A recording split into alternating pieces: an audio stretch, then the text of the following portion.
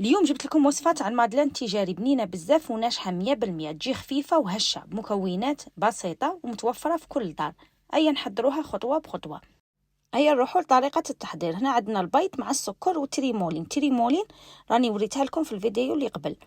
نطلعوا هذا الخليط حتى يولي بيض، حتى يولي الخليط تاعنا بيض ويضاعف الحجم تاعه. هنا كتبت لكم المقادير تاع 6 بيضات، وغادي نكتب لكم تاع 4 بيضات. انا درت 4 بيضات، نكتبهم لكم في التعليقات. كي يطلع الخليط تاعنا غادي نبدا نزيد الزيت غير بشويه وانا نخلط، ومن بعد نزيد الحليب. بالنسبه للحليب درت لحظه مع الماء، درت 150 ماء مع لحظه، خاطش الوصفه التجاريه يخدموها بلحظه ما يخدموهاش بالماء تاع المادلين.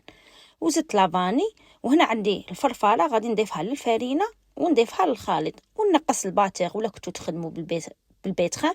نقصوا الفيتاس وخلطوا غير بشويه حتى تخلط معانا كاع المقادير. وهنا كان خاصكم في الجناب كيما هكا خلطوها بالسباتيل وعمروها في لابوش، ونجو نعمروها في المول تاعنا.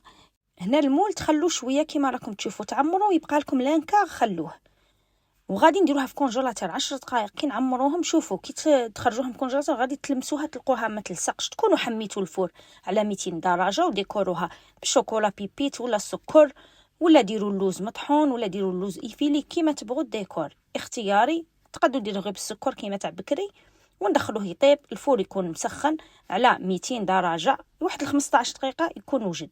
هذه هي لا غوسه تاع اليوم، ان شاء الله تعجبكم.